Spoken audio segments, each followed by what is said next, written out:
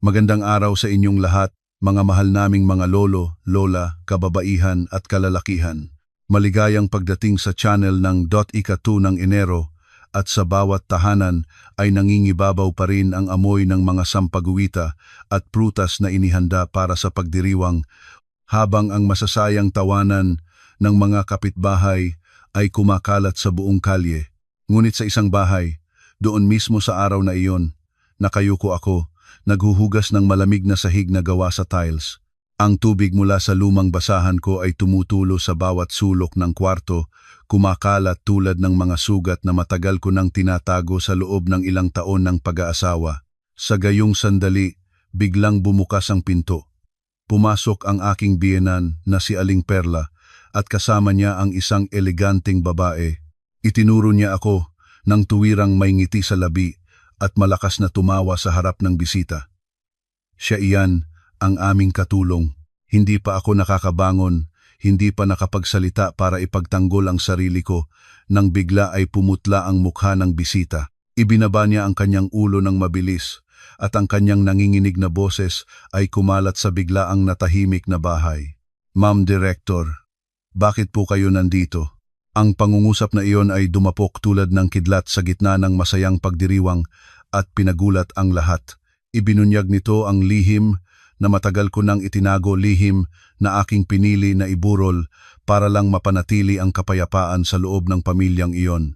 Sa labas, ang maliwanag na araw ng bagong taon ay nagbibigay liwanag sa aming maliit na subdivision sa Caloocan. Maririnig ang masasayang sigaw ng mga batang naglalaro sa labas, ang mga paputok ng kapitbahay, ang musika mula sa kabilang bahay. Lahat iyon ay mainit at masaya. Sinasabi nila na sa panahon ng pista opisyal, nagiging malambot ang puso ng tao, mas madaling magpatawad, mas madaling magsabi ng magandang bagay, ngunit hindi sa lahat ng tahanan ganoon ang nangyayari. Sa lumang bahay na may sirasirang bubong, nakayuko ako sa sahig, hawak ang lumang basahan at paulit-ulit na kinukuskos ang mantsa sa ilalim ng mesa. Ang sahig ay malamig na malamig, ang lamig ay tumatawid sa manipis kong panloob na salawal, pumapasok sa aking mga tuhod at unti-unting umaakyat sa aking likod. Ibinaba ko ng mababa ang aking ulo. Halos kalahati ng aking mukha ay natatakpan ng buhok. Sinisikap kong tapusin ang trabaho bago pa dumating ang mga bisita. Mula pa sa umaga, si Aling Perla, ang aking biyenan, ay nakatayo sa gitna ng silid, nakaakbay. Ang boses ay panatag ngunit walang pagdadamdam ng pagtutol. Maglinis ng maayos. Mahalaga ang bisita ko ngayon. Kapag marumi ang bahay, tatawanan tayo ng mga tao. Tahimik lang akong sumagot. Opo. Sanay na ako. Opo. Sa loob ng 3 taon ng pamumuhay kasama ang biyenan ko, natutunan ko na ang anumang pagtatalo o pagpapaliwanag sa ganitong sandali ay lalo lang nagpapalala ng sitwasyon. Nang matapos ang paglalinis ng sahig, tumayo ako, ipinunas ang aking mga kamay at pumunta sa kusina para hugasan ang natitirang pinggan mula kagabi. Ang amoy ng pinaghaluhalang nilaga at dishwashing liquid sa makipot na espasyo ay biglang naging saradong pakiramdam sa aking dibdib. Sa dingding ay nakabitin ang bagong kalendaryo. Ang malaking pulang bilang na 2 ay parang nagpapaalala sa akin na dapat ay pahinga ngayon ang araw na ito. Araw para magbihis ng maganda, dahan-dahang uminom ng mainit na tsokolate, at marinig ang mga taong nagbibigayan ng magandang pagbati. Ngunit hindi para sa akin. Nandoon pa rin ako, palipat-lipat sa kusina at sala, nakalubog sa walang katapusang gawaing bahay.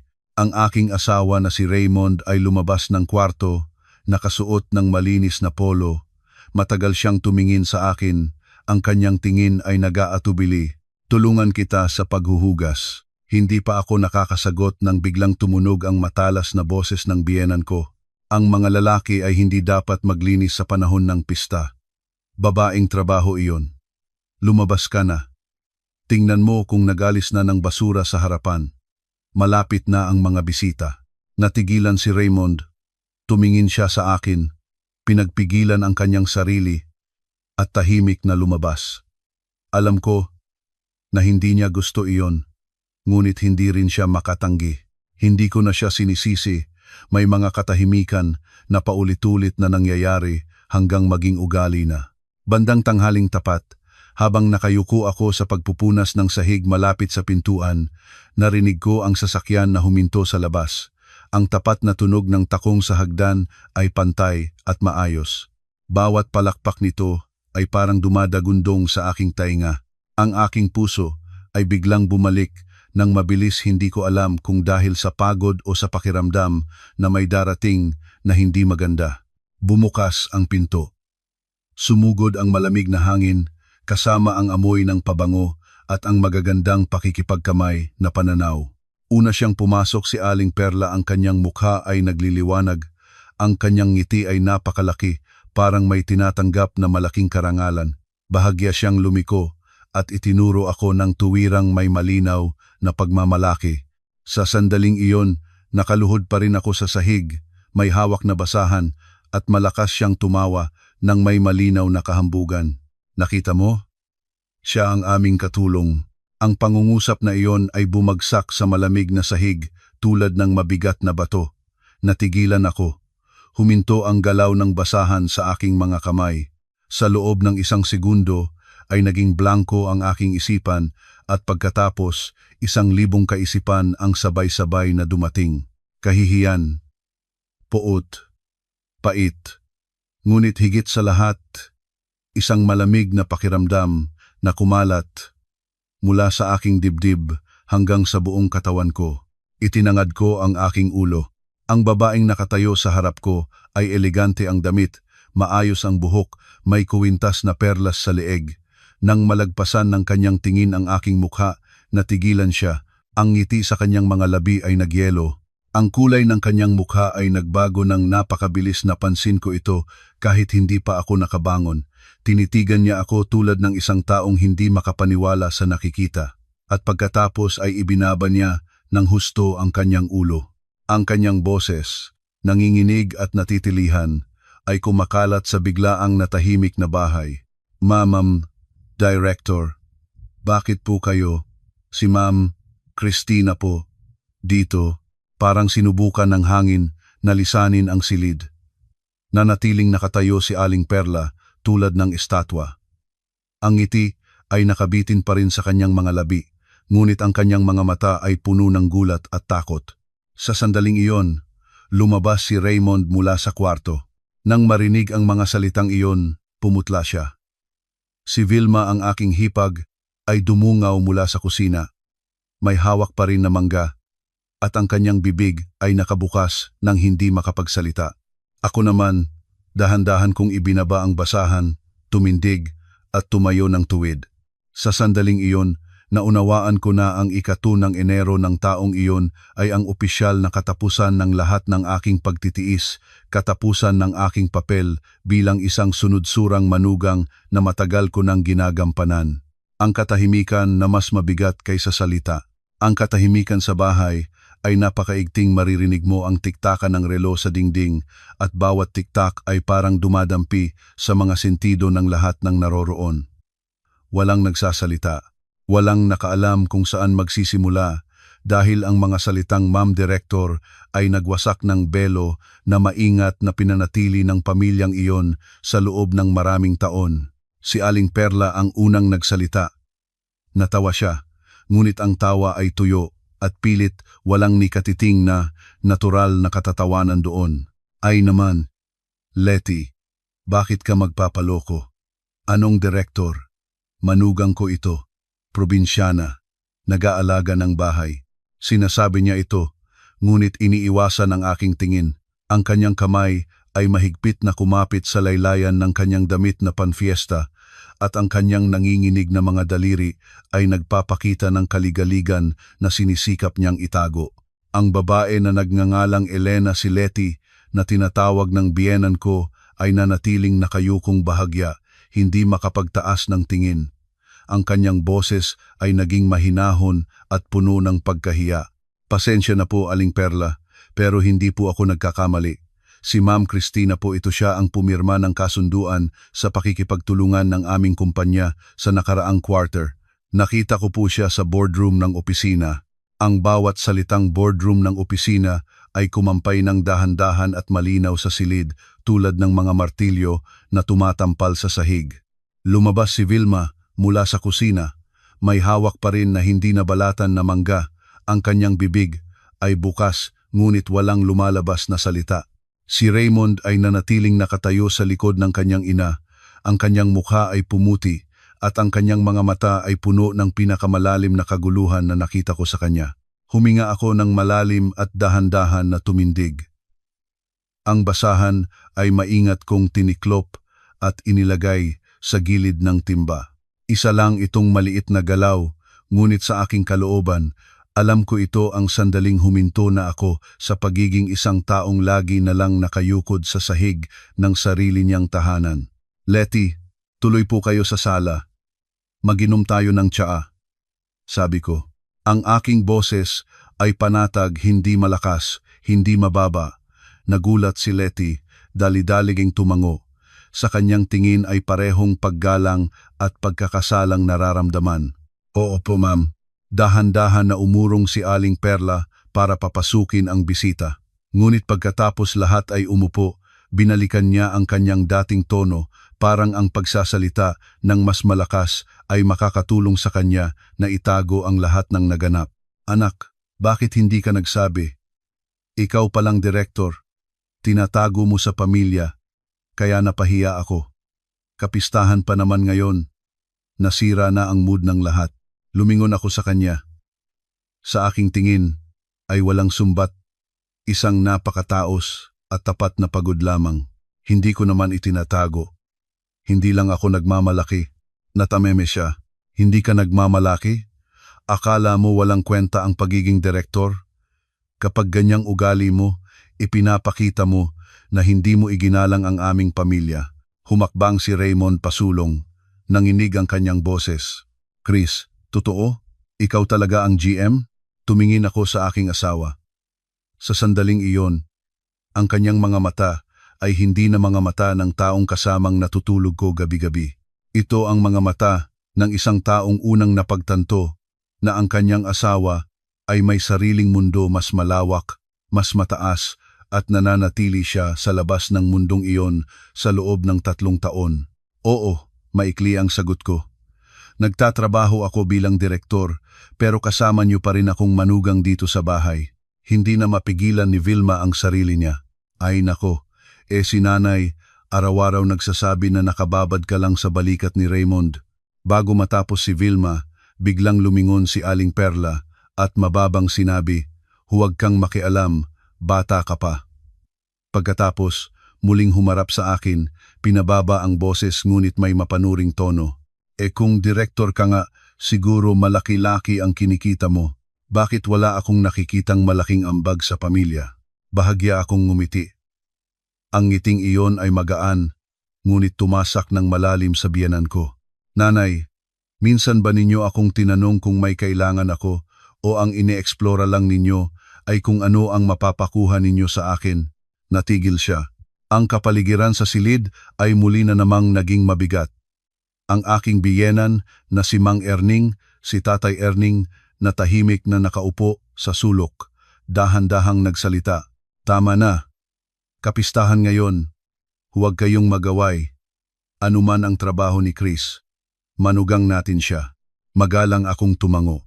Hindi ko naman kailanman nakalimutan iyon, Tatay Erning. Pero hindi rin ako inakala na tatawagin akong katulong sa harap ng iba. Ang pangungusap na iyon ay nagsalita ng dahan-dahan, ngunit napakabigat, walang nakapagbigay ng kontra. Nginusnos ni Aling Perla ang kanyang mga labi, at sa kanyang mga mata ay kumikislap ang inis. Hindi siya humingi ng paumanhin. Suminghap lang siya ng malakas, parang siya ang nanagang partido. Sige na, lumipas na iyon. Kung manugang ko nga ang direktor, mas dapat pang magasal ng maayos at maging huwaran. Tumingin ako sa kanya, at sa loob ko ay may biglang umakyat na mapait ngunit malinaw na kamalayan. Sa mga mata ng biyenan ko, hindi ako kailanman naging tunay na manugang. Dati, katulong ako. Ngayon, pina-upgrade lang daw ako bilang isang kapakipakinabang na direktor at lubos akong sigurado ang 1 ng Enero ay simula pa lang dahil kapag nabunyag na ang lihim, ang susunod na susukatin ng tao ay ang iyong mga hangganan, ang tanghalian na may malamig na pagkain. Sa tanghaling iyon, ang araw ng bagong taon ay kumikislap sa mga kahoy na bintana, nagtatambak ng mahaba at maliwanag na sinag sa kakahugas lang na sahig. Sa mesa ng sala ay nagbabaho ang tsaa, may mga kendi at ensalada, ngunit walang sinumang gustong lumapit. Ang kapaligiran ay mabigat pa rin, parang may isang malaking katotohanan na inilatag sa mesa at walang nakaalam kung dapat itong kunin o itaboy palayo. Si Letty ay nakaupo ng tuwid, ang kanyang mga kamay ay maayos na nakatiklop sa kanyang tuhod, ang kanyang mga asal ay perpekto, tulad ng isang bisitang pangnegosyo, ngunit ang kanyang tingin ay paminsan-minsang lumilipat sa akin, puno ng pagkakasala at pag-iingat, parang natatakot siyang magdulot ng karagdagang gulo sa pamamagitan ng maling salita. Si Aling Perla ay nagbago ng taktika. Pagkatapos ng ilang minutong katahimikan, sinimulan niyang ibalik ang kanyang dating paraan ng pag-uugali, ang ugali ng isang taong tunay na naniniwala na siya ang sentro ng pamilyang ito. Christina, umubo siya. Maganda na nalaman natin na direktor ka. Natutuwa ako para sa iyo. Pero kung manugang ka sa bahay na ito, dapat maunawaan mo ang mga bagay-bagay.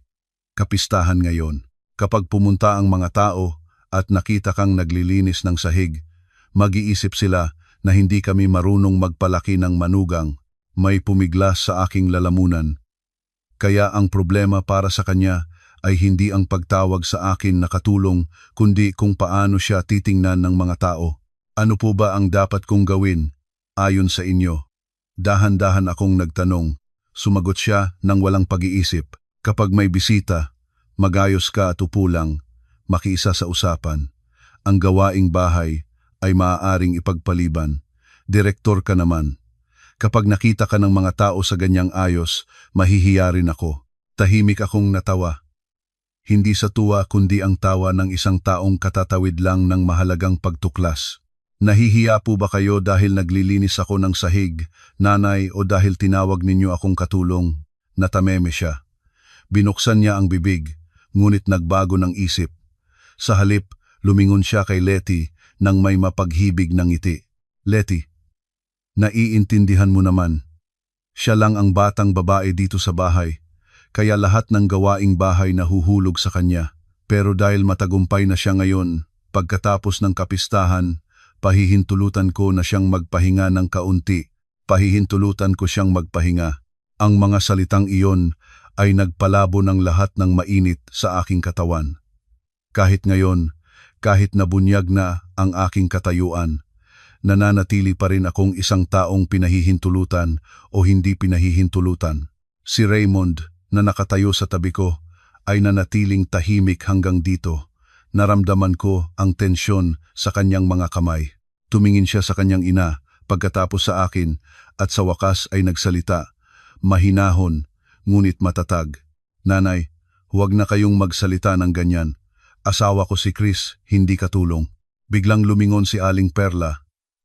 Ang kanyang tingin ay naging matalim. Ano ang mali ko? Kapag pumasok siya sa pamilyang ito, dapat niya alamin ang kanyang papel, o kaya ngayong direktor na siya, hahayaan na niya ang pamilya na maliitin. Marahang inilagay ko ang aking kamay sa kamay ni Raymond, hudyat na huminahon siya. Pagkatapos ay tumingin ako ng tuwid sa aking biyenan. Panatag ang aking boses, ngunit ang bawat salita ay may timbang. Hindi ko kailanman binabalewala ang pamilya, ngunit hindi rin ako papayag na mapahiyanang lang para lang maging komportable ang iba. Mabigat na huminga si Tatay Erning at hinaplos ang kanyang noo. Nanay, lumayo ka na. Tama si Chris. Kumislap ang mga mata ni Aling Perla sa kanya. Malinaw na hindi siya sanay sa pagtutol sa harap ng mga bisita. Ano ang alam mo? Ikaw lagi namang nagtatanggol sa kanya. Sa sandaling iyon, napagtanto ko hindi lang ako ang nabubuhay sa ilalim ng kapangyarihan ng babaeng ito. Si Tatay Erning mismo ay matagal na ring namumuhay sa ilalim ng kanyang diktadura, at sa sandaling iyon, nag-vibrate ang aking telepono. May mensahe mula sa aking sekretarya. Ma'am Christina, May natanggap kami mula sa HR, may tumawag na nagpakilalang kamag-anak ninyo at nag-inquire tungkol sa mga bakanting posisyon. Nai-record namin ang tawag. Isang sandali akong ipikit ang aking mga mata. Hindi na kailangan pang magtanong kung sino. Itinangad ko ang aking tingin sa aking biyenan. Kayo po ba ang tumawag sa aking kumpanya? Nagulat siya ng bahagya. Sa kanyang mga mata ay lumitaw ang pagnanais na umiwas sa tanong. Pagkatapos ay inis na nagsalita. Tumawag ako. Ano naman? Ano ang masama kung tinutulungan ng kumpanya ang pamilya?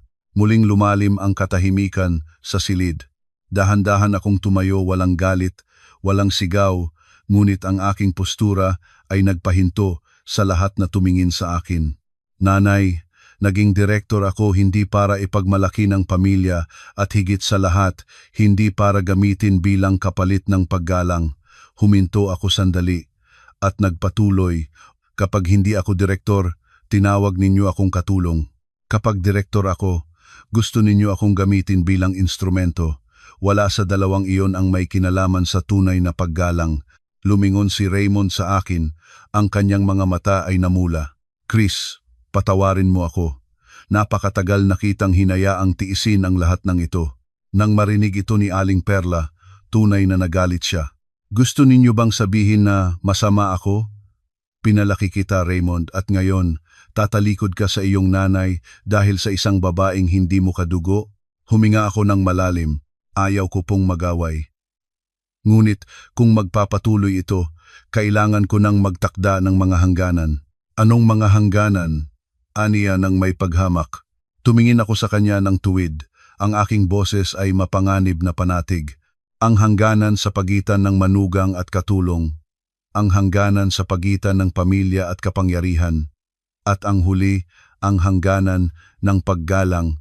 Sa labas, nagputukan ang mga paputok ng kapitbahay, paalala na nagpapatuloy pa rin ang kapistahan.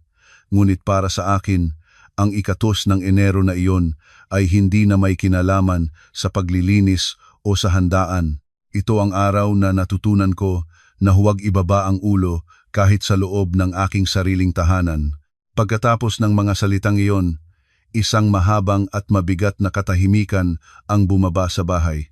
Walang nagsalita agad, hindi dahil wala silang sasabihin, kundi dahil ang bawat isa ay nagtatanong sa sarili, kung ituloy pa natin ito, saan tayo pupunta? Si Aling Perla ang unang sumira ng katahimikan. Biglang tumayo siya. Ang kalampag ng kanyang tsinelas sa tiles ay malakas at matalim. Anong mga hangganan? Kapistahan ngayon, tapos nagsasalita ka na parang naghahain ng kaso sa korte. Ang kanyang boses ay tumataas. Ang bawat salita ay parang tinatama ako ng tuwirang sa mukha. Noong pumasok ka sa bahay na ito, dapat kang mamuhay ayon sa batas dito. Wala kang kanlungan dati. Binigyan kita ng bubong, pinakain kita, at ngayon, dahil may titulo ka na, matuturo mo na ang buhay sa iyong biyenan. Nanatili akong walang galaw. Sa unang pagkakataon sa loob ng maraming taon, hindi na ako natakot sa mga salitang iyon. Naging malinaw sa akin. Sa mga mata ni Aling Perla, ang lahat ng aking pagtitiis ay hindi kailanman itinuturing na paggalang o pagmamahal. Ito ay inaasahan natural na katungkulan at wala siyang pasasalamat doon. Humakbang si Raymond pasulong, humarang sa akin. Nanay, sobra na ito. Lumingon siya sa anak. Sa kanyang tingin ay magkahalong galit at lungkot. Sobra. Ipinanganak kita. Pinalaki kita. At ngayon sinasabi mo sa akin na sobra ang iyong nanay. Nagulat si Raymond. Tumingin siya sa akin. Pagkatapos sa kanyang ina at nagsalita ng nanginig na boses. Gusto ko lang na may kapayapaan sa ating bahay. Tahimik akong natawa. Ang kapayapaan ay hindi katumbas ng pagtitimpi ng lahat, Raymond. Ang pangungusap na iyon ay nagpababa ng kanyang ulo. Alam ko na naiintindihan niya, ngunit ang pag-unawa ay hindi katumbas ng lakas ng loob na harapin ang katotohanan. At doon, dahan-dahan tumayo ang aking biyenan na si Tatay Erning. Inihilig niya ang kanyang mga kamay sa mesa, ang kanyang boses ay mababa at pagod. Upo ka na, Perla. Hindi ba nahihiya ka sa harap ng bisita? Biglang lumingon si Aling Perla sa kanya. Ikaw pa, lagi ka namang kumukuha ng kanyang panig. Ayan, nangunyapi ka na sa amin. Tumingin ako kay Tatay Erning. Sa kanyang mga mata ay nakita ko ang isang pamilyar na kawalan ng lakas ng isang lalaking matagal nang naninirahan sa pamilya kung saan ang kanyang boses ay wala ng halaga. Tumayo si Letty, malinaw na hindi komportable. Maaga na lang po ako umuwi. Hindi ko inakala na ang aking pagdating ay magiging sanhi ng ganoong kaguluhan. Marahang nilapitan ko siya. Hindi kayo ang dahilan nito, Letty. Ang usapang ito ay matagal nang dapat mangyari. Tumingin siya sa akin nang may pinagsamang simpatya at paggalang. Hindi ko maisip kung paano ninyo natiis ang lahat ng ito ng ganoon katagal. Ngumiti ako. Dahil akala ko, kung magtitiis pa ng kaunti, magkakaroon ng kapayapaan sa bahay. Tumango si Letty ng puno ng pag-unawa. Pagkatapos niyang umalis, ang kapaligiran sa bahay ay naging mas mabigat pa. Wala nang bisita. Wala nang dahilan para magpigil. Ang lahat ay nalantad ng walang patumangga. Nag-cross-arm si Aling Perla. Ang kanyang boses ay naging malamig. Sige, umalis na ang bisita. Sabihin mo, ano na ang plano mo? Tumingin ako sa kanya. Hindi tinatago ang aking tingin. Ayaw ko pong magaway. Gusto ko lang na mula ngayon. Huwag na kayong tawagan akong katulong. Huwag kayong humiya sa akin sa harap ng iba. At huwag kayong makialam sa aking trabaho. E kung hindi ako sumasang-ayon? Aniya ng puno ng paghamak. Nagtataga akong nagsalita. Ang bawat salita ay malinaw. Lilipat ako sa ibang tirahan. Ang pangungusap na iyon ay pumutok sa sala tulad ng maliit na bomba. Biglang lumingon si Raymond sa akin. Chris, ano ang sinasabi mo? Tumingin ako sa aking asawa. Sa aking tingin ay walang galit, walang sumbat, isang tunay at matinding pagod lamang. Hindi kita iniiwan. Ngunit hindi ako makapamumuhay sa bahay kung saan ang aking halaga ay sinusukat sa pamamagitan ng kalooban ng aking ulo. Namulat ng malaki ang mga mata ni Aling Perla. Nagbabanta ka sa akin? Hindi. Umiling ako.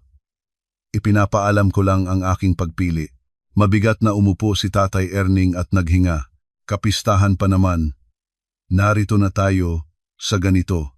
Tahimik akong sumagot. Dahil nga kapistahan, ayaw ko na pumasok sa bagong taon na may daladalang lumang kahihiyan.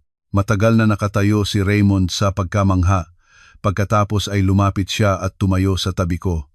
Walang sinabi, ngunit nakatayo siya doon sa unang pagkakataon. Hindi siya umurong sa gilid. Nang makita ang eksena, ang mukha ni Aling Perla ay nagbago bawat segundo. Wala na siyang nasabi, lumingon na lang, pumasok sa kwarto at malakas na isinara ang pinto. Ang tunog ng pagsiksik ay kumabog sa aking dibdib, ngunit kakaibang bagay, hindi ko naramdaman ang dating kirot.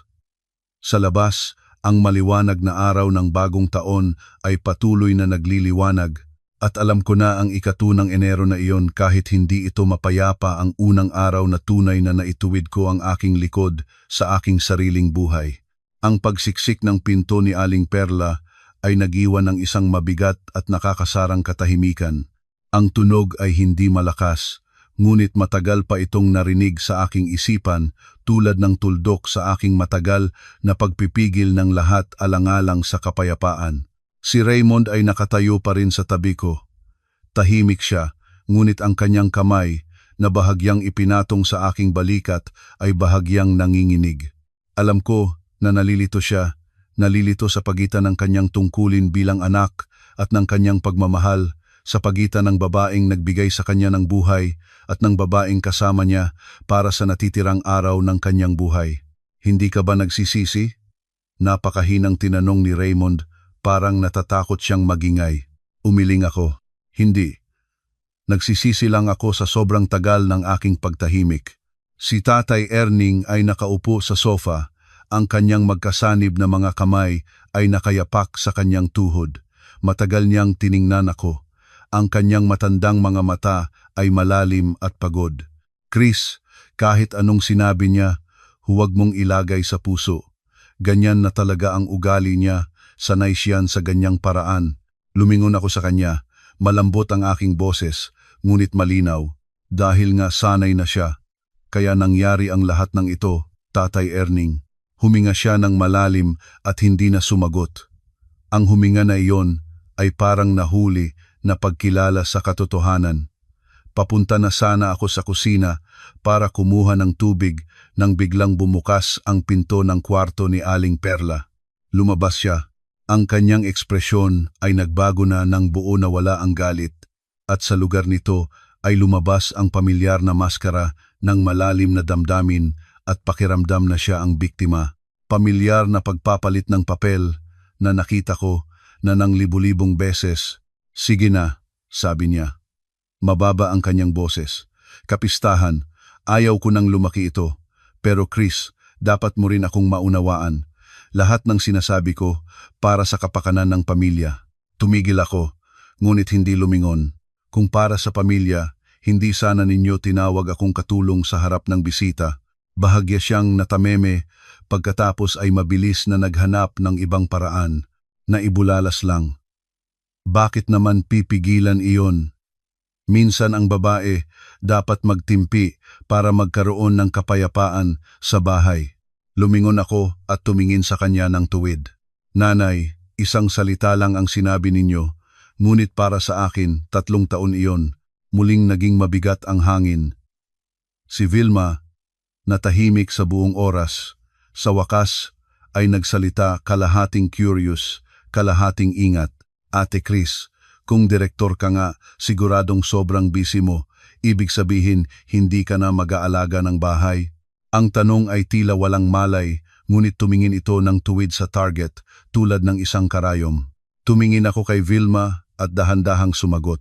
Kung mag-aalaga ako ng bahay o hindi, depende hindi sa aking posisyon, kundi kung iginagalang ba ako dito. Natahimik si Vilma. Agad na pumasok si Aling Perla, nakita ninyo. Nagsimula na siyang magpalaki ng ulo. Kahit anong direktor, paano makikipag-usap ng ganyan sa matatanda? Hindi na mapigilan ni Raymond ang sarili niya. Nanay, si Chris ay hindi nagasal ng masama. Ikaw, tumahimik ka. Habang hindi pa ako tapos magsalita, wala kang karapatang sumagot, sigaw niya. Kumuwasig si Raymond. Nakita kong kumiling ang kanyang mga balikat tulad ng bata, na sanay nang pinaputol sa kalagitnaan ng kanyang salita. Sa sandaling iyon, naunawaan ko ang isang napakamahalagang bagay. Si Raymond ay hindi lang kulang sa lakas ng loob na depensahan ako. Kailanman ay hindi siya natututo kung paano depensahan ang kanyang sarili. Humakbang ako pasulong at tumayo sa gitna ng silid. Nanay, sabihin ko ng malinaw, hindi na ako makikipagtalo pa kung sino ang tama o mali. Nagtatakda na lang ako ng mga alituntunin. Nag-cross arm siya at inis na ngumisi. Anong mga alituntunin? Una, dahan-dahan akong nagsalita. Hindi ko tatanggapin na tawagan akong kasambahay, alipin o anumang salitang nagpapaba sa aking dignidad bilang tao. Pangalawa, hindi kayo may karapatang gamitin ang katayuan ng kamag-anak ng direktor para makialam sa aking trabaho. At pangatlo, huminto ako. Kung hindi susundin ang mga ito, lilipat ako. Sa pagkakataong ito, walang tumatawa. Si Aling Perla ay tinitigan ako. Sa kanyang tingin ay nagtatalo ang galit at pagiging mapanuri. Binabantaan mo ba ako nang aalis ka? Hindi iyan banta, sagot ko. Iyan ang aking huling linya. Biglang tumayo si Tatay Erning. Tama na, ang bahay na ito ay hindi palengke. Tignan mo ang sarili mo, Perla, at alalahanin kung paano namuhay si Chris dito sa lahat ng mga taong ito. Lumingon si Aling Perla sa kanya. Ang kanyang mga mata ay namula. Ikaw rin nasa gilid din ng asawa ng anak ko. Ibig sabihin, ako na lang ang may kasalanan. Walang sumagot. Ngunit ang katahimikang iyon na rin ang sagot.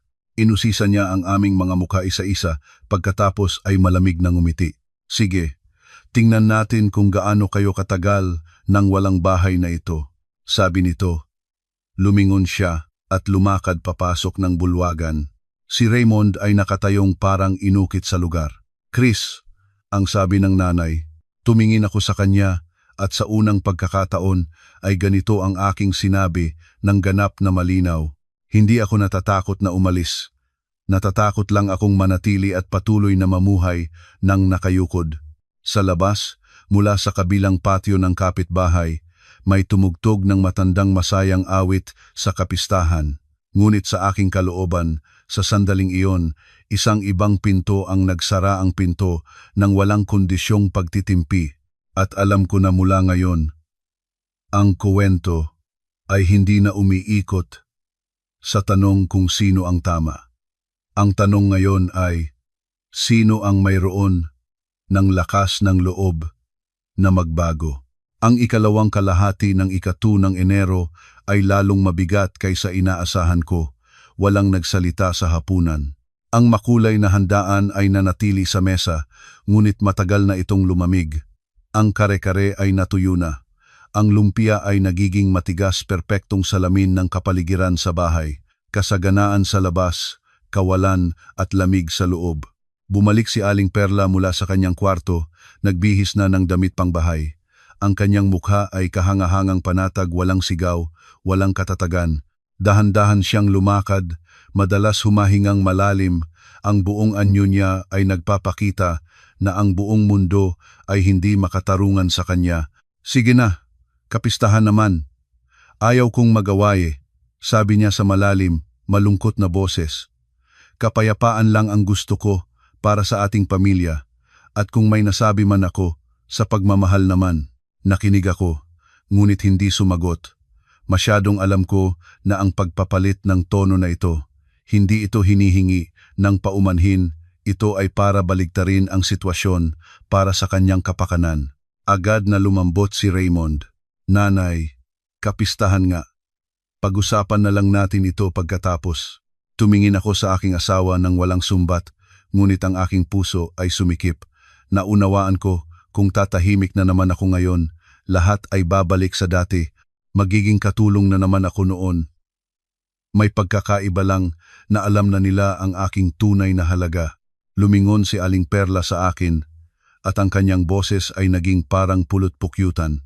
Chris, naiintindihan ko na nasaktan ka, pero subukan mong ilagay ang sarili mo sa aking kalagayan.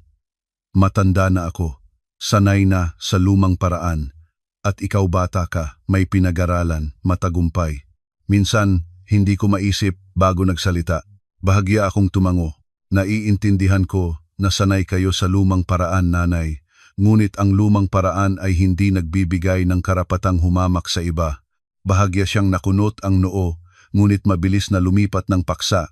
Sige, kalimutan na ang tungkol sa katulong. Isa lang iyon, kapistahan naman. Kung magaway tayo, tawagin tayo ng mga tao ng masama. Tumingin ako ng tuwid sa kanya. Nanay, hindi ako nag-aaway. Tinitiyak ko lang na hindi na ito maulit. Sa sandaling iyon, ang kanyang ngiti ay ganap na nawala. Bandang gabi, ang telepono ni Aling Perla ay hindi tumitigil sa pagtawag. Lumabas siya sa bulwagan para sumagot. Ngunit nagsalita ng sapat na malakas para marinig ng buong bahay. Oo, Mare, kumusta? Hindi, wala naman. Basta ang manugang ko nagpapalaki na ng ulo. Sinabi ko lang sa kanya ng konti, nagalit na. Oo, ganyan na ang kabataan ngayon. Hindi mo na masabihan. Bawat salita ay malinaw na nakakabot sa aking tainga. Tumingin sa akin si Vilma ng kalahating curious, kalahating nag-iingat. Ate Chris, sinasabi ni nanay sa mga tita na nagasal ka ng masama sa kanya. Mapait akong ngumiti. Hindi. Sinasabi ng nanay na siya ang biktima. Ilang sandali ang lumipas at nag-vibrate ang telepono ni Raymond. Tumingin siya sa screen at nahiya ang kanyang tingin sa akin. Tita Alma. Kinuha niya ang tawag. Hindi ko narinig ang nasa kabilang dulo, ngunit dahan-dahang lumambot ang boses ni Raymond. Hindi tita, hindi ganon. Oo. Naiintindihan ko. Oo. Kakausapin ko si Chris. Ibinaba niya ang telepono at huminga ng malalim. Si Tita Alma, sabi niya, malungkot daw si nanay. Sabi rin niya, dahil manugang ka, dapat ka umayon para matahimik ang nanay sa kapistahan. Matagal akong tumingin kay Raymond. Nakita mo, hindi humingi ng paumanhin si nanay. Nagpunta siya sa lahat para isalaysay kung gaano siya kalungkot. Tumahimik siya. Nagpatuloy ako nang hindi nagpapataas ng boses, ngunit napakalinaw. Kung susuko ako ngayon, bukas ay tatawagin niya akong katulong muli. May dagdag lang ngayon katulong na direktor. Itinangad ni Raymond ang kanyang ulo. Talagang nagulat siya. Nang gabing iyon, hindi ako makatulog. Nakahiga ako, nakatingin sa kisame. Naririnig ko ang banayad na ubo ni Aling Perla sa kabilang kwarto, ang kalampag ng paa ni Tatay Erning, ang tahimik at mabigat na buntong hininga ni Raymond sa tabi ko.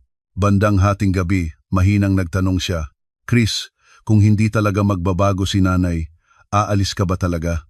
Hindi ako lumingon sa kanya. Sinabi ko na hindi ako nagbabanta, basta hindi na ako babalik sa dating paraan. Matagal siyang tumahimik. Pagkatapos, ang kanyang boses ay nagkaputol-putol. Natatakot akong mawala ang nanay. Ngunit, natatakot din akong mawala ka. Sa unang pagkakataon, narinig ko si Raymond na nagsalita ng ganoon katotoo. Lumingon ako sa kanya. Hindi mo kailangan piliing talikuran ang isa. Kailangan mo lang piliin ang tama. Sa labas ng bintana, ang banayad na hanging gabi ng Enero ay umuga ng mga sanga ng punong-puno ng lamig sa patio. Maganda, ngunit napakabura. At naunawaan ko mula sa sandaling ito, ang labanan ay hindi na limitado sa sala. Lumawak na ito sa mga tsismis, sa mga tawag sa mga kamag-anak, sa mga salitang sinasabi raw para sa kapakanan ng pamilya. Ang umaga ng ika-3 ng Enero ay mahangin. Maagang nagising, tulad ng ugali, ngunit sa pagkakataong ito, hindi agad tumakbo sa kusina, hindi agad sumunggab ng basahan. Umupo lang ako sa tabi ng bintana, naghanda ng mainit na tsokolate at tahimik na pinagmasdan ang mga tanawin sa labas. Iba ang kapaligiran sa bahay. Walang nagutos sa akin, walang narinig na makapangyarihang boses ni Aling Perla. Sa halip, may nag-iisip na katahimikang nakabighani, parang lahat ay naghihintay kung ano ang aking susunod na hakbang. Nang magising si Raymond ng mas huli, matagal siyang nakatayo sa pintuan ng kwarto, tinitigan ako. "Wala kang gagawin?" Lumingon ako at bahagya akong ngumiti. Ika-3 ng Enero ngayon. Pahinga ko ito. Tumango siya, ngunit nakikita pa rin ang pag-aalala sa kanyang mga mata. Naunawaan ko siya. Para sa kanya, ang aking pagbabago ay hindi kaginhawahan, isang senyas ito na ang lahat ay lumabas na sa dating daluyan. Ang almusal ay lumipas sa katahimikan. Si Aling Perla ay nakaupo sa ulo ng mesa, mabagal na kumakain, madalas humahingang malalim. Si Tatay Erning ay tahimik na kumain at lumabas na para magalis ng dahon sa bakuran. Si Vilma, habang ginuguya ang tinapay, ay paminsan-minsang tumitingin sa akin, parang sinusuri ang isang ganap na bagong tao. Sa wakas, ibinaba ni Aling Perla ang kanyang tinidor at tumingin ng tuwid sa anak. "Raymond, punta ka sa kwarto ko ng ilang minuto. Kausapin kita." Bahagya ay sumikip ang aking dibdib. Alam ko na ang usapang ito ay hindi maiiwasan. Nagsara ang pinto. Hindi ko narinig ang mga salita. Ngunit naramdaman ko ang mga tono ni Aling Perla mataas, pagkatapos ay pababa, maalon ang saloobin. Sa isang sandali, malinaw kong narinig. "Wala na akong iba kundi ikaw. Kung aalisin mo rin ako, ano na ang matitira sa akin?" Ang pangungusap na iyon ay tulad ng isang hindi nakikitang silo na umapit sa leeg ni Raymond at sa akin rin. Pagkaraan ng mga 20 minuto, bumukas ang pinto. Lumabas si Raymond. Mapuputlang-putla ang kanyang mukha dahil sa pagod. Hindi siya tumingin sa akin. Lumakad lang ng tuwid sa labas at matagal na nakatayo sa may pintuan ng bahay.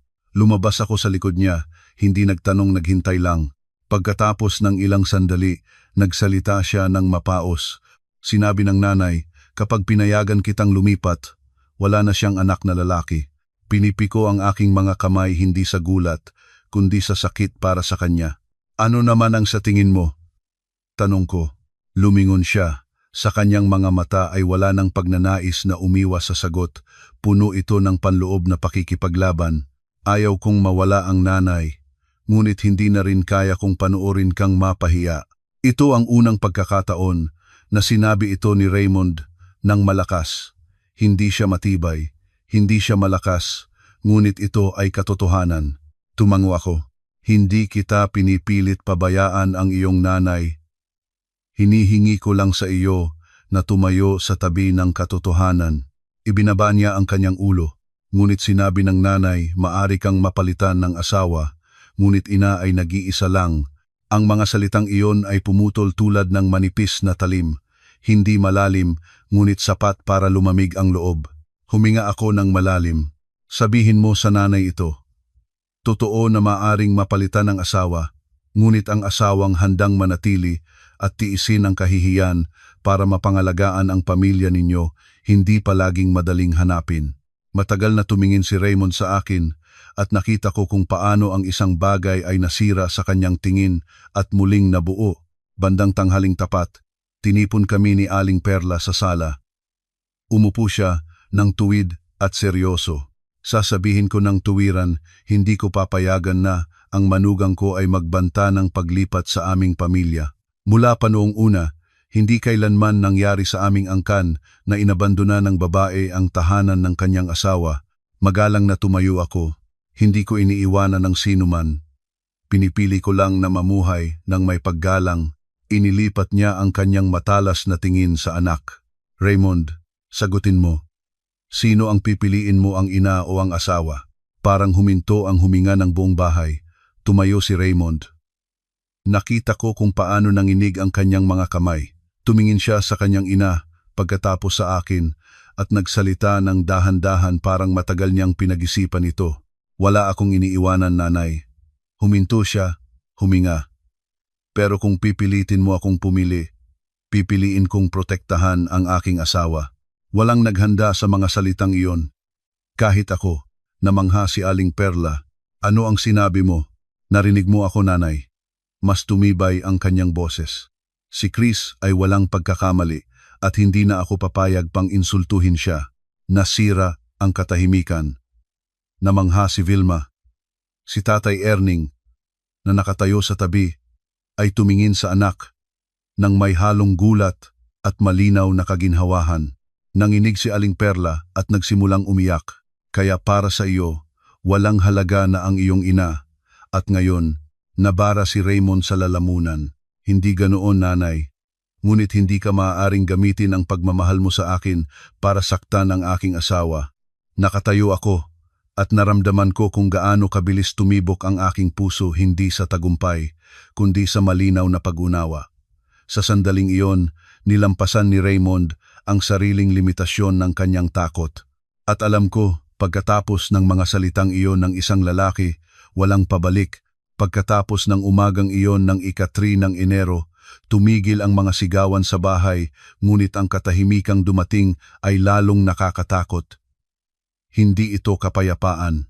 Ito ang nag-iipon na tensyon, kung saan ang bawat isa ay nagkakalkula ng kanilang susunod na hakbang. Si Aling Perla ay hindi na nakikipag-usap sa akin. Hindi na rin siya nakatingin ng tuwid sa akin. Ngunit sa tuwing dadaan siya, nararamdaman ko ang kanyang mabilis at malamig na tingin. Ganyan ang tingin ng isang tao sa isang bagay na bigla na lang nawala sa kanyang kontrol. Si Raymond ay nagsimulang gumawa ng mas maraming paraan para makausap ako, mas madalas na nagtatanong kung kumusta, mas madalas na nakikipagkwentuhan. Ngunit nakita ko rin ang bigat na hindi pa nawawala sa kanyang kalooban. Ang kanyang ina ay hindi humingi ng paumanhin. Umurong lang siya para maghanda. Nang hapon ng araw ding iyon, habang nakaupo ako sa beranda at inaayos ang mga trabaho sa pamamagitan ng telepono mga naiipon sa mga holiday, dahan-dahang lumapit si Vilma. Ate Chris, pwede bang magtanong? Ibinaba ko ang telepono. O siya, inayos niya ang laylayan ng kanyang jacket at nagsalita ng parang natatakutang magbago ng isip. Dahil direktor ka, siguro may nangangailangan kayong tao sa kumpanya. Marami akong kakilala na nakakapasok sa malalaking opisina. Gusto ko rin subukan. Kahit sa anong posisyon, basta sa opisina, gusto ko lang ng respetadong trabaho para hindi na mahiya sa mga kakilala. Tumingin ako kay Vilma. Walang inis, walang gulat. Alam ko na darating ang sandaling ito. Anong posisyon ang gusto mong subukan? Tanong ko. Nagliwanag ang kanyang mga mata. Kahit ano. Basta nasa opisina. Prestihiyoso lang. Natigil ako sa mga salitang iyon. Gusto mo bang magtrabaho dahil sa trabaho mismo? O dahil sa prestihiyo? Nagalinlangan siya ng sandali at mahinang sumagot. Pareho na. Tumango ako. Kung ganoon, sasabihin ko ng tuwid. Sa aming kumpanya, tinatanggap ang mga tao batay sa kakayahan, hindi sa koneksyon. Maari kang magsumite ng resume sa pangkalahatang paraan. Kung makapasok ka sa interview, makakapagtrabaho ka. Nawala ang ngiti ni Vilma.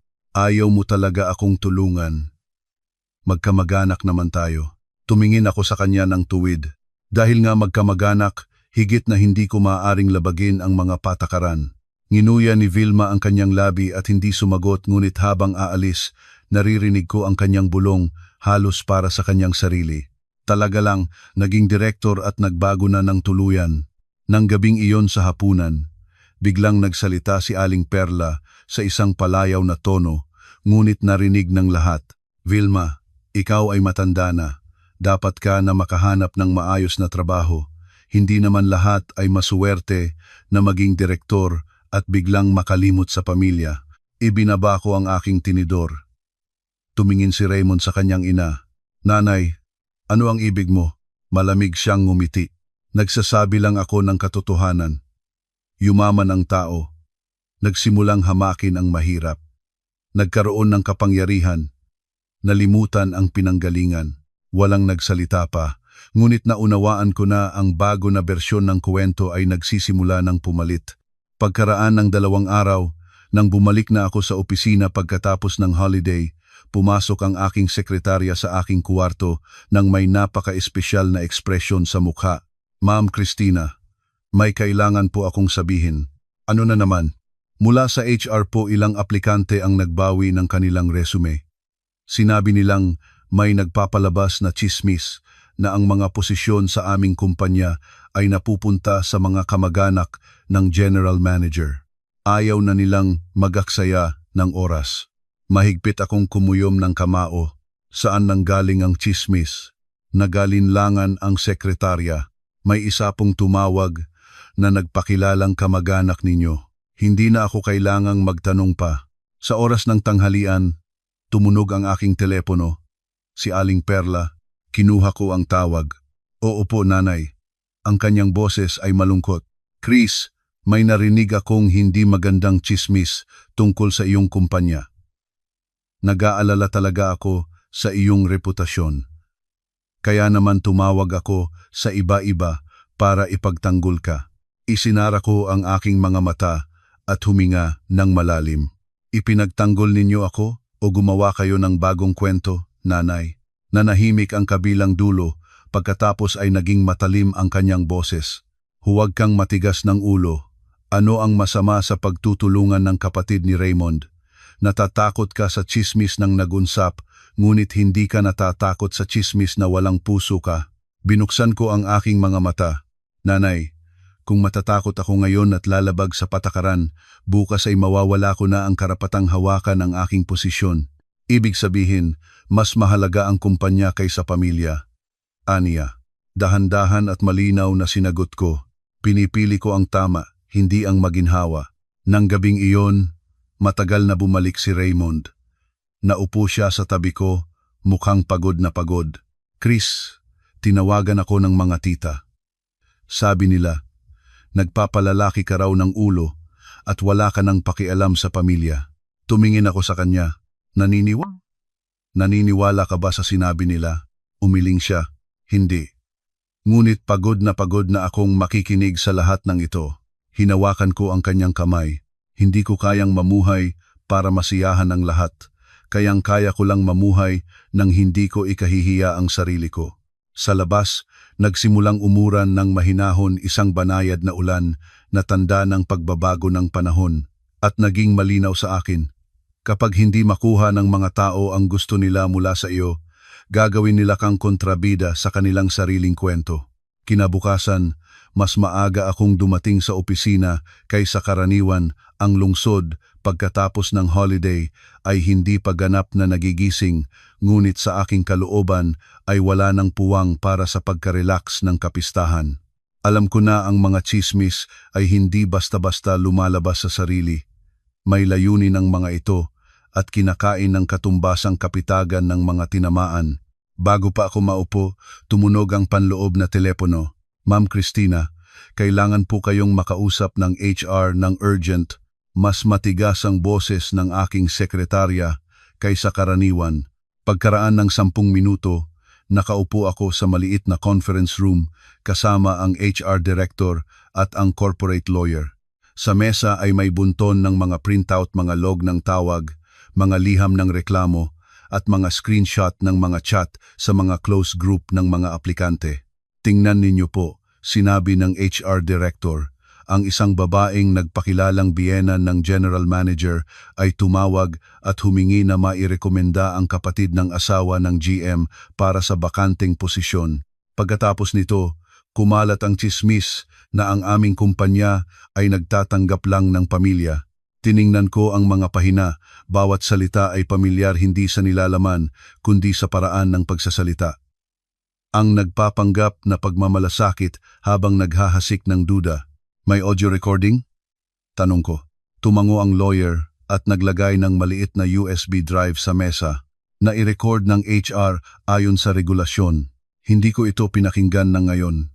Alam ko na, kung pakikinggan ko ito, makikialam ang damdamin. Kailangan ko ng malamig na ulo. Mag-issue ng internal memo sa buong kumpanya ngayon din, sinabi ko. Linawin ang 3 bagay. Ang proseso ng pagtatanggap ng empleyado, ang mahigpit na pagbabawal sa nepotismo, at ang babala laban sa pagsasalita ng kinakatawan ang pamamahala.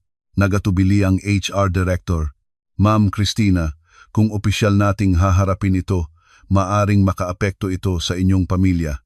Tumingin ako sa kanya ng tuwid. Kung hindi natin gagawin ito, makakaapekto ito sa kumpanya at ang aking pamilya. Aayusin ko iyon ng sarili ko. Ang memo ay naipadala bago magtanghalian. Maikli, malinaw, walang pangalan, ngunit sapat na kaigting para putulin ang anumang usapan. Bandang hapon, tumawag ang isang matandang kasosyo sa negosyo. Chris, may narinig akong iba't ibang kwento, ngunit kilala kita, kaya diretso na ako nagtanong. Huminga ako ng may kaginhawahan. Salamat sa pagtanong. Kung kikilos ka ng bukas, walang dapat ikatatakot. Totoo iyon. Mas masama kapag nagtatago. Sagot niya. Ang mga salitang iyon ay nagkumpirma na tama ang aking ginagawa. Ngunit nang makauwi, ibang kapaligiran ang naghihintay sa akin. Si Aling Perla ay nakaupo sa sala. Ang kanyang mukha ay nangangayelo. Sa harap niya ay isang smartphone na nakalipat ang screen. Magaling. Sinimulan niya nang walang panimula. Nagpadala ng memo sa buong kumpanya, pinalalabas akong masama sa lahat, ibinaba ko ang aking bag at panatig na sumagot. Kumilos ako ayon sa patakaran, walang pangalang nabanggit, ngunit naramdaman ng lahat. Iyon nga, sumalpak siya ng palad sa mesa. Dahil naunawaan nila na ako ang tinutukoy. Pinailabas mo akong masama sa harap ng lahat. Lumabas si Raymond mula sa kwarto at tumayo sa pagitan namin. Nanay, ang kumpanya ay kailangan ng ganoong patakaran. Tumahimik ka! Sigaw niya. Ikaw pa rin ang nagtatanggol sa kanya. Pinababa ko ang aking boses. Nanay, hindi ko kayo pinahiya. Ngunit hindi rin ako magtatakip ng pagkakamali ng sinuman kahit kamag-anak. Mapait siyang ngumiti. Ibig sabihin, mas mahalaga sa iyo ang kumpanya kaysa karangalan ng iyong biyenan. Sumagot ako ng hindi nag-aalangan. Ang karangalan ay hindi na sa pagpapanggap na hindi nakikita ng lahat ang pagkakamali. Iyon ang huling patak. Maayos, biglang tumayo siya. Kung ganoon ka kawalang puso, sabihin ko ng tuwiran mula ngayon, hindi ko na kailangan ng ganitong manugang na direktor. Walang nagsalita. Si Tatay Erning ay nakatayo sa sulok ng silid, ang kanyang mga mata ay napakamalungkot. Si Vilma ay ibinaba ang kanyang ulo, iniiwasan ang aking tingin.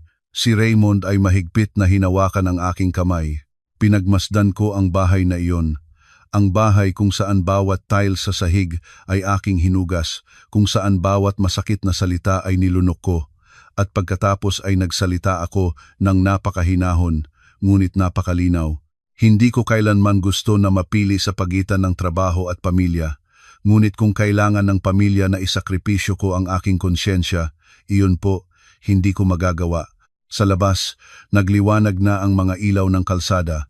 Ang lungsod ay lumubog sa gabi, ngunit sa aking kalooban, sa wakas, lahat ay naging maliwanag. Nang gabing iyon, halos hindi ako natulog.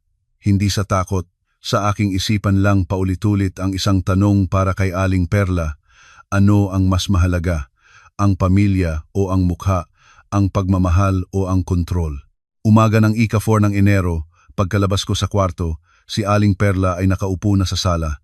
Nakasuot siya ng mahigpit na madilim na damit. Maayos ang buhok. Tuwid ang likod ang postura ng isang hukom na handa nang magbigay ng hatol. Sa mesa sa harap niya ay isang makapal na puting sobre na may pera. Chris, aniya ng malamig. Upo ka, kailangan nating mag-usap ng seryoso. Si Raymond, nakasunod ko, ay mahinang bumubok. Maging panatag lang. Tumango ako, inilabas ang isang silya at umupo ng kaharap niya. Sa mga nakaraang araw, pinailabas mo akong kahiya-hiya sa harap ng buong pamilya, ng mga kaibigan, ng lahat. Sinimulan niya. Tumatawag ang mga tao at nagtatanong, Perla, direktor na ang manugang mo? Bakit ganyan ang pakikitungo niya sa iyo? Naiintindihan mo ba kung gaano ako kahiya? Tumingin ako sa kanya ng tuwid.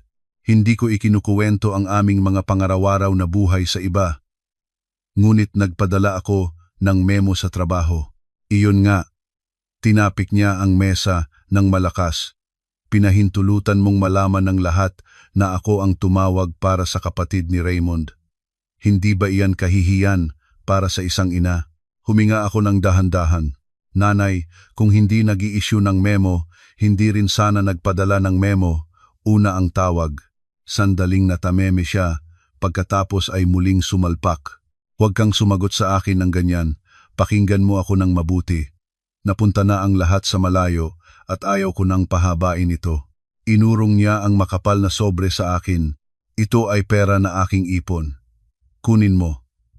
Ituturing nating bagong taong regalo ito. Ngunit kapalit, mula ngayon ay dapat kang kumilos nang naaangkop sa isang mabuting manugang. Ang trabaho ni Vilma, hindi na kita hahanapin, ngunit bawat buwan dapat kang magambag ng tiyak na halaga sa pamilya para makita ng mga tao na hindi ka walang utang na loob. Nagulat si Raymond. Nanay, ano ang sinasabi mo? Hindi ko man lang tiningnan ang sobre. Binibili ba ninyo ang aking katahimikan, nanay? Namulat ng malaki ang kanyang mga mata.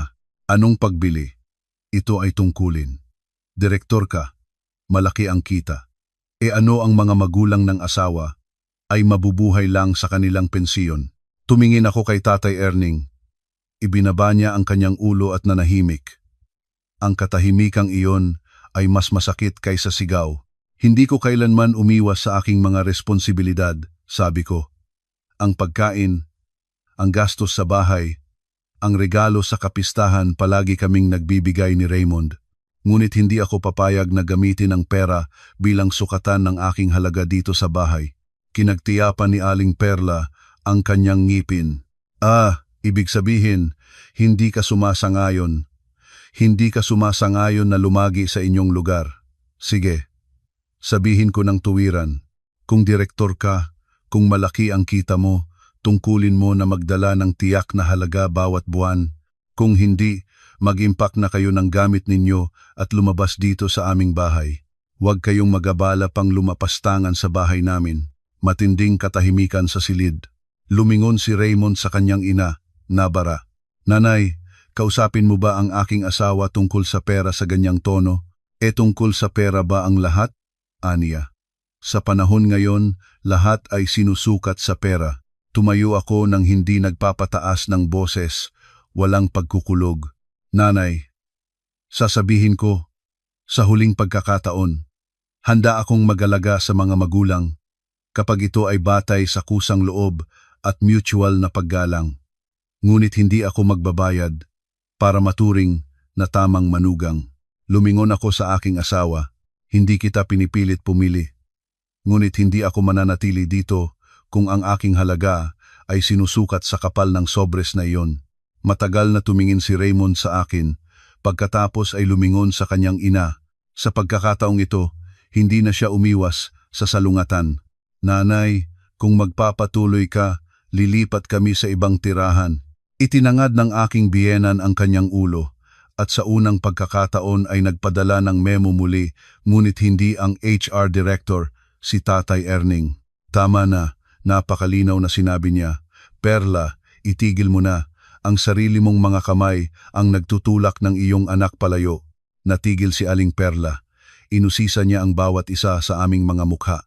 Sa kanyang mga mata ay wala ng galit, may lason ng gulat sa pagunawa na ang kanyang dating kapangyarihan ay tumakas na sa pamamagitan ng kanyang mga daliri. Ang sobre ay nanatili sa mesa. Hindi ko ito hinipo. At sa sandaling iyon, naunawaan ko mula ngayon, tapos na ang mga argumento. Nagsisimula na ang mga aksyon. Pagkatapos ng umagang iyon ng ika-4 ng Enero, ang bahay ay lumubog sa isang kakaibang estado. Wala ng mga sigaw at sigawan, ngunit wala rin ang init ng isang tunay na pamilya. Ang mga tao ay nagpapalitan ng maikli at matulis na mga salita kapag kailangan, nagsasalita, kapag hindi, nananahimik. Ang bawat kainan ay parang isang sapilitang pulong kung saan lahat ay naghihintay lang ng isa kung kailan pwedeng tumayo mula sa mesa. Hindi nabanggitin ni Aling Perla ang sobre, hindi na rin siya tumingin sa akin ng ganoong galit, ngunit ang pagbabagong ito ay hindi nagdulot ng kaginhawahan. Para itong isang hindi nakikita, walang ingay, ngunit napakatatag na pader. Si Raymond ay nagsimulang tahimik na mag-impact ng mga damit sa aming kwarto. Walang sinasabi, ngunit alam ko kung ano ang kanyang inihahanda ang paglipat, ang hakbang na lagi niyang iniwasan, ngunit ngayon ay kinakailangan na niyang harapin ng tuwiran. Nang hapon, habang inaayos ko ang ilang mga dokumento, may kumatok sa pinto, si Tatay Erning. Chris, may sandali ka ba? Gusto kitang kausapin. Bahagya akong nagulat. Sa buong panahon na nandoon ako sa kanilang pamilya, bihira siyang makipag-usap sa akin ng nag-iisa. Tumango ako at sumunod sa kanya sa likod ng bahay. Sa sulok ng bakuran, sa ilalim ng matandang puno ng sampalok na niyakap ng mahangin, umupo siya sa lumang kahoy na bangko, dahan-dahang nagbuhos ng mainit na tsaa mula sa kanyang termos at iniabot sa akin ang isang tasa. Patawarin mo ako, anak, sinabi niya. Nang walang pambungad, natigil ako. Tatay Erning, saan pa kayo humihingi ng paumanhin? Malungkot siyang ngumiti. Dahil nakita ko ang lahat, ngunit nanahimik. Inakala ko na ang katahimikan ay magdudulot ng kapayapaan sa bahay. Ngunit natuklasan ko na ang katahimikan ay nagpapalaki lang ng kawalang katarungan. Hindi na ako nagsalita. Naghintay ako. Mula nang maging manugang mo sa aming pamilya, alam ko kung ano ang dinanas mo, hindi dahil mahina ka, kundi dahil pinili mong magtiis. Ngunit hindi lahat ay marunong pahalagahan ang pagtitiis ng iba. Huminga ako ng malalim. Hindi ko naman gusto na magaway kay Aling Perla. Gusto ko lang na tratuhin akong may dignidad. Tumango siya. Naiintindihan ko. At sasabihin ko sa iyo, nang tapat kong magpasya kayong lumipat, hindi ko kayo hahatulan. Kahit na salubungin pa kita. Nagulat akong tumingin sa kanya. Salubungin ninyo? Bahagyang ngumiti siya. Salubungin ko kayo dahil panahon na para tumanda si Raymond. Mahal niya ang kanyang ina, ngunit hindi siya natuto kung paano protektahan ang kanyang asawa. At iyon ay kasalanan ko rin. Nahuli lang akong magising. Pagkaraan ng matagal na katahimikan, nagdagdag siya ng pinababang boses. Huwag kang magakalang wala siyang naramdaman. Ngunit ang sakit ay hindi katibayan ng pagiging tama. May mga taong humihinto lang kapag tinahimikan na silang sumagot. Ang mga salitang iyon ay may bahagyang nagpainit sa aking kalooban. Hindi dahil naayos ang lahat kundi dahil sa wakas, may isa sa loob ng bahay na nagsabi ng malakas ng bagay na matagal ko nang tinitiis sa aking sarili. Nang gabing iyon, habang paalis ako para mamili, biglang tinawag ako ni Aling Perla. "Chris," sabi niya. Lumingon ako. Oo, nakatayo siya sa pintuan ng kanyang kwarto, hindi lumapit. Ang kanyang boses ay mahina, wala na ang dating katigasan. "Saan ka pupunta? Mabibili lang ng kaunti." Tumahimik siya ng ilang segundo. Pagkatapos ay nagsalita, "Maaga kang bumalik bukas. Kailangan kitang kausapin." Kasama si Raymond. Tumingin ako sa kanya. Sa kanyang mga mata ay walang hamon. Isang bihirang pag-iingat ang naroon. Tumango ako. Sipo, nang gabing iyon, nakahiga ako sa tabi ni Raymond at naririnig ang kanyang pantay na paghinga. Alam ko na hindi siya natutulog. "Nakipag-usap sa iyo ang tatay." Tahimik na nagtanong. "Oo," mahinang sagot niya. "Oo, nangyari." Nanahimik siya sandali, pagkatapos ay nagsalita. "Hindi ko alam sa anong mapupunta ang lahat ng ito pero sa pagkakataong ito, hindi na ako aatras." Lumingon ako at hinawakan ang kanyang kamay. "Hindi ko kailangan na maging pinakamatapang. Kailangan ko lang na nandito ka sa tabi ko." Sa labas ng bintana, humuni ang hanging gabi ng Enero, hindi malakas, hindi galit, ngunit sapat ang lakas para iusog ang mga bagay na napakatagal nang nakatayo. At naunawaan ko ang pinakamahirap na bahagi ay hindi ang magtatag ng mga hangganan, kundi ang maghintay at makita kung tatanggapin ng mga ito ng iba. Kinabukasan, mas maaga akong bumalik hindi sa kababata, kundi dahil gusto kong harapin ang sitwasyon ng mukhaan. May mga usapan na kapag patuloy mong iniwasan, lalo itong gumigipit at nagiging hindi na makilala. Ang sala ay naliinis, nang hindi karaniwan ang maliit na mesa ay perpektong nakalagay, ang mga tasa ay nakahandang nakaayos. Si Aling Perla ay nakaupo sa sofa, perpektong tuwid ang likod, ang kanyang mga kamay ay nakatiklop sa kanyang tuhod. Hindi siya tumingin sa pinto, hindi rin sa sahig. Nakatingin siya ng tuwid, sa harap niya ang postura ng isang taong moral na naghanda para sa mabigat na usapan. Umupo si Raymond sa tabi ko. Naramdaman ko sa pisikal kung gaano kaigting ang kanyang mga kamay na nakahiga sa kanyang tuhod. Si Tatay Erning ay nakaupo ng bahagya sa likod, sa kanyang pamilyar na lugar ng isang manonood, ngunit ngayon, hindi niya itinatago ang kanyang tingin. "Umupo na kayo," nagsimula si Aling Perla ng pantay. Walang emosyon na boses. "Kausapin natin ng hayagan, para hindi na natin balikan ito." Inilabas ko ang isang silya at umupo ng tuwid. "Nakikinig po ako, nanay." Huminga siya ng napakalalim. "Sa mga nakaraang araw na ito, marami akong naisip. Marahil nagsasalita ako ng malakas, ngunit hindi ako sanay na sumalungat ang mga anak sa akin. Hindi ko gusto na mawala ang aking anak." At dito ay nagbago ang kanyang boses, naging mas mababa. "Kaya sasabihin ko ng tuwiran, sa mga gawain ng iyong kumpanya, hindi na ako makikialam. Tatawag at hihiling, para sa iba titigil na rin sa iyon." Nagulat si Raymond sa kanyang ina. "Nanay, seryoso ka?" Tumango siya, hindi inilayo ang tingin. "Seryoso. Ngunit mayroon din akong mga kondisyon. Alam ko na ang anumang kasunduan kay Aling Perla ay may kasamang mga kondisyon." "Nakikinig po ako. Mula ngayon, manugang ka pa rin sa bahay na ito. Ang mga gawaing bahay, kapistahan, mga selebrasyon ng pamilya, hindi mo dapat baliwalain ang mga ito. Hindi ko papayag na dahil malaking boss ka na, tumitingin ka na sa pamilya ng pababa." Dahan-dahan akong tumango. Hindi kailanman ako tumingin sa pamilya ng pababa, nanay. Ngunit gusto kong sabihin ito nang malinaw para walang maling pagkakaunawa. Itinangad ko ang aking mga mata at tumingin ng tuwid sa kanya. Handa akong tumupad ng aking mga tungkulin kapag ang paggalang ay magkatuwang. Nag-aalaga ako ng bahay dahil pamilya ko ito, hindi dahil mas mababa ang aking katayuan kaysa sa inyo. Tumutulong ako sa mga magulang dahil sa pagmamahal at tungkulin, hindi dahil sa sapilitan. Bahagya ay nagkurot ang kanyang mga daliri sa armrest ng sofa. "Nagtatakda ka ba ng kondisyon sa akin?" Umiling ako. "Nagtatatag ako ng aking mga hangganan." Nagsalita si Raymond.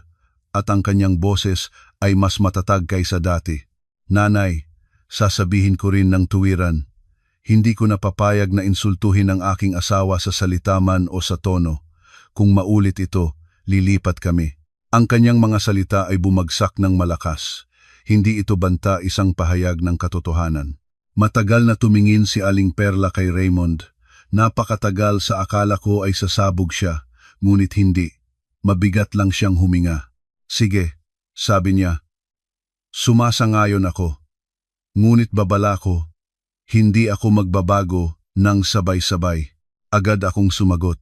Hindi ko kailangan na magbago kayo ng sabay-sabay. Kailangan ko lang na huminto kayo. Kapag napagtanto ninyong lumabas na kayo sa hangganan, sa sandaling iyon, nagsalita si Tatay Erning, doon na nating tapusin. Kailangan natin ng kapayapaan, hindi paligsahan kung sino ang mas magaling sa pagtatalo. Walang nagsalita pa. Ngunit sa unang pagkakataon sa maraming araw, may naramdaman akong isang bagay na napakabuhong lumabas sa bahay. Kalinawan. Nang gabing iyon, sa aming kwarto, matagal akong pinagmasdan ni Raymond. Natatakot ka ba? Umiling ako. Natatakot sana ako kung umatras ako ngayon dahil kailangan ko na sana itong gawin muli sa natitirang buhay ko. Hinawakan niya ang aking kamay. Alam ko na mahirap ang darating, ngunit nandito ako. Sa labas, huminto na ang ingay ng mga sasakyan. Ang lungsod ay bumalik sa pamilyar na ritmo nito pagkatapos ng mga holiday. At sa bahay na ito, sa unang pagkakataon, ang relasyon ay hindi na itinayo sa katahimikan at pagtitiis. Itinayo na ito sa mga binibigkas na hangganan. At naunawaan ko, ang pinakamahirap ay nagsisimula pa lang. Ang pagpapanatili ng mga hangganang iyon, kailangang gawin iyon araw-araw. Sa mga susunod na araw, sa labas ay mas panatag ang lahat. Hindi na banggitin ni Aling Perla ang kumpanya. Hindi na siya tumawag kung saan-saan at hindi na siya naglabas ng mga mapanuring komentaryo ng hayagan tulad ng dati. Ang mga boses sa bahay ay naging mas mahina. Ang mga yapak ay mas magaan. Lahat ay kumilos na parang naglalakad sa manipis na yelo. Ngunit alam ko ang kapayapaang ito ay hindi pa pagtanggap. Ito ay pagmamasid. Si Aling Perla ay naghihintay kung babalik ba ako sa aking dating maamo na kalagayan. Nang umaga na iyon, mas matagal akong nagising kaysa karaniwan nagtagal pa hanggang gabi sa mga trabaho ang nakaraang gabi. Nang lumabas ako sa sala, nakita ko si Aling Perla. Nakaupo siya sa mesa at sa harap niya ay isang hindi pa nalilinisan na basket ng maruming patatas at gulay. Tumingin siya sa akin, mabilis na tinanaw mula sa paa hanggang sa ulo at napakahina niyang huminga. Napakabusi mo ngayon na, sabi niya.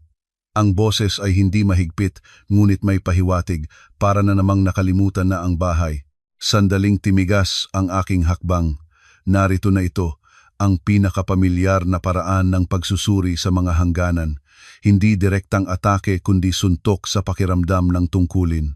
Kahapon gabi ako nahiga ng huli, sagot ko. Gagawin ko ang mga kailangan mamayang-maya. Hindi siya sumagot. Tumayo lang, kinuha ang basket ng patatas at tuwirang iniabot sa aking mga kamay. Sige na, dahil nakalabas ka na rin, gawin mo na ngayon. Wala nang ibang maaaring gumawa. Ang pangungusap na iyon ay binalita ng magaan, ngunit may sapat na lakas para ibalik ako sa aking dating lugar kung magiging pabaya ako. Tiningnan ko ang basket ng patatas sa aking mga kamay.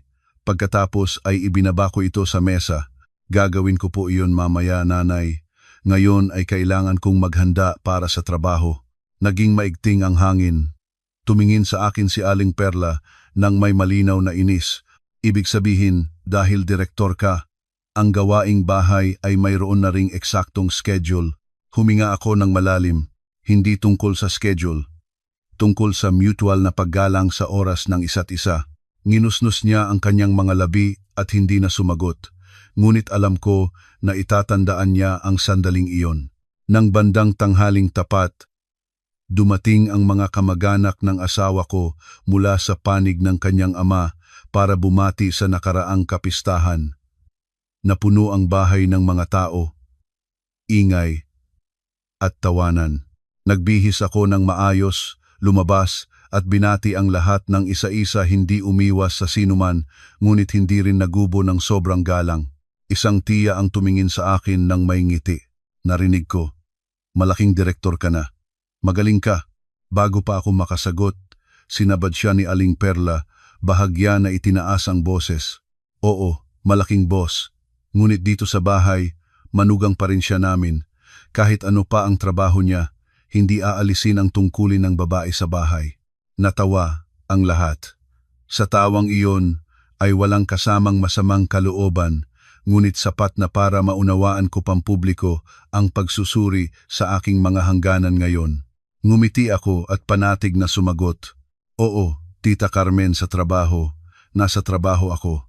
Sa bahay, manugang pa rin ako. Ang pagkakaiba lang, hindi na ako sanay na tawaging kasambahay." Sandaling natahimik ang silid.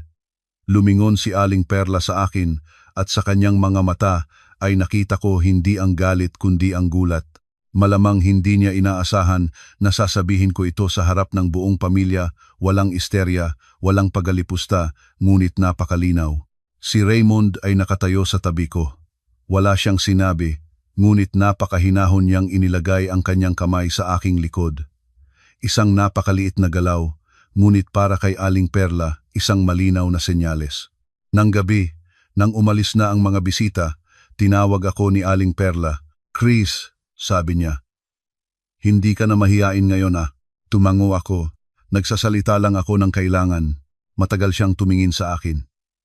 Pagkatapos ay nagsalita siya ng isang pangungusap na bahagya akong nagulat. "Nagbago ka ba talaga?" Malambot ang aking sagot. "Hindi nagbago. Basta hindi na ako babalik sa dating ikaw." Hindi siya nagpatuloy, ngunit napansin ko sa kanyang tingin ang isang bagay na bago, hindi pagganap na pagtanggap ngunit hindi na rin paghamak, isang uri ng pag-iingat sa harap ng isang tao na hindi na pwedeng basta-basta manipulahin. Nang gabing iyon, sinabi ni Raymond, "Nakikita ko kung paano sinusubukan ka ng nanay sa maliliit na bagay." Tumango ako. At ipinakikita ko sa kanya na ang aking mga hangganan ay hindi mga walang laman na salita. Sa labas ng bintana, nagliwanag ang mga poste sa daan, niluminahan ang bahay sa maputing ilaw. Naunawaan ko sa bahaging ito ng aking kuwento, walang malalaking eksena. Ngunit sa mga ganitong maliliit na paulit-ulit na pagsubok, ang tao ay nagtatanggol ng sarili niya o natatalo muli, at ginawa ko na ang aking pagpili. Pagkatapos ng pagbisita ng mga kamag-anak, muling nanumbalik ang tahimik na kalagayan sa bahay. Walang nagtalakay kung ano ang nangyari sa harap ng mga bisita. Walang nagpalaki ng gulo. Ngunit ang katahimikang iyon ay bagong uri ng tensyon, banayad, matagal at nakakasakit. Nagpalit ng taktika si Aling Perla. Hindi na siya naguutos ng tuwiran, hindi na nagsasalita ng mabibigat na salita. Sa halip ay mga maliit, napakahinahon na parirala ang ginamit niya, bawat isa ay pinahihintuka at pinapanusyoso. Sa umaga, habang naghahandang umalis sa trabaho, ipinukol niya sa kawalan, "Oo na, ang mga babae ngayon ay palakas loob." Ngunit kapag sobrang talino ng asawa, ang lalaki naman ay nahihirapan. Kawawa, ang pangungusap ay hindi para sa sinuman ng espesipiko, ngunit si Raymond na nakatayo sa tabi ko ay naniig. Nang hapon, pagbabalik ko mula sa matagal na pulong, tiningnan niya ang relo at mabigat na bumulong. Noong panahon ko, kahit pagkatapos ng trabaho, nakakakayanan ko pang magluto para sa buong pamilya. Magkaiba na talaga ang mga panahon. Hindi siya nangaaway, hindi nagsusumbat, ngunit sapat na para pakiramdam ng tao ay may kulang siya. Si Raymond ay nagsimulang mapagod. Hindi siya nagreklamo, ngunit nakita ko ito. Ang malalamboting mga parirala na ito ay parang patak ng tubig sa bato, walang ingay, ngunit napakabilis na nagwawasak. Nang gabi na iyon, habang mag-isa kami sa kwarto, matagal na umupo si Raymond sa bintana. "Pakiramdam mo ba nalulungkot ang nanay?" tanong niya. Tumango ako. "Oo." Ngunit ang kalungkutan niya ay hindi nagpapatunay na siya ay tama. Nanahimik siya. Hindi ko siya sinisisi. Nagpatuloy ako. "Ngunit napapansin mo ba ang nanay ay hindi na direktang umaatake sa akin? Lumipat siya sa iyo. Namangha si Raymond at tumingin sa akin. Hindi nagsasabi ang nanay na mali ako. Sinasabi niya na ang anak niya ay nagdurusa. Dahan-dahan kong sinabi, at kung hindi ka mag-iisip ng maliwanag, magsisimula kang sisihin ako sa halip na siya. Ibinaba ni Raymond ang kanyang ulo. Ayaw kong mag-isip ng ganyan. Ngunit pagod na talaga ako. Hinawakan ko ang kanyang kamay. Ang mga personal na hangganan ay hindi lang tungkol sa kung paano trato ng nanay sa akin, pati na rin ito kung hahayaan mo bang manipulahin ang iyong mga damdamin. Kinabukasan ng umaga, habang paalis na ako sa bahay, hinarang ako ni Aling Perla. "Chris," mahinang sabi niya, "hindi mo ba maaaring huwag mag-overtime?" Sa palagay ko, si Raymond ay hindi naman ito gabi ay mabuti ang pakiramdam. Tumingin ako sa kanya ng walang galit, ng walang pagiging matalas, ngunit napaka-praktika. "Nanay, kung may nararamdaman si Raymond, kausapin namin ito. Hindi ko sa tingin na ang dahilan nito ay ang oras ng aking pag-uwi." Namangha siya. "Nag-aalala lang naman ako sa anak ko." "Naiintindihan ko." Tumango ako. Ngunit ang pag-aalala sa anak ay hindi katumbas ng pagkontrol sa manugang. Katahimikan. Walang dagdag na sinabi siya, ngunit ngayon ay naging ganap na malinaw sa akin. Ang biyenan ko ay nagsasaliksik ng mga hangganan sa pamamagitan ng isang mas mapanlinlang na paraan, hindi sa pamamagitan ng bukas na labanan, sa pamamagitan ng pagpukaw ng pakiramdam ng pagkakasala. Nang gabi, bumalik si Raymond sa kwarto at ang pagod ay nakasulat sa kanyang mukha. Pakiramdam ko, lahat sa bahay ay ibang-iba ang tingin sa akin dahil nagbabago ako, sabi niya, at ang kanyang boses ay malim, at ang pagbabagong iyon ay hindi nagustuhan ng sinuman. Umupo ako sa tabi niya. "Maging anak ay hindi katumbas ng isakripisyo ang iyong kasal. Maging asawa ay hindi katumbas ng pagtaboy sa iyong ina. Ngunit kung hindi mo mapanatili ang mga hangganang ito, mawawala mo ang pareho." Matagal na tumingin si Raymond sa akin. "Sa tingin mo ba, mas mabuti na kaming lumipat ng mas maaga?" Ang tanong na ito ay hindi nagmula sa salpakan, nagmula ito sa naipon na pagod. "Sa tingin ko," sagot ko, "dapat tayong lumipat hindi para tumakas, kundi para matuto ang lahat na igalang ang distansya." Dahan-dahan na tumango si Raymond. Sa labas ng bintana, mabilis na dumidilim. Ang ingay ng lungsod ay unti-unting humupa. Sa aming maliit na kwarto, sa unang pagkakataon, ay hindi namin pinag-usapan kung gaano pa dapat na tiisin. Pinag-usapan namin kung paano mabubuhay nang hindi natatalo ang aming sarili. At naunawaan ko ang mga tunay na hangganan ay hindi nasisira sa pamamagitan ng sigaw. Nasisira ang mga ito sa mahinahong mga salita. At kapag hindi ito napagtanto ng maaga, maaaring mawala ang lahat. Lumipat kami sa isang ordinaryong umaga ng taglamig. Walang away, walang luha, walang pumigil sa amin.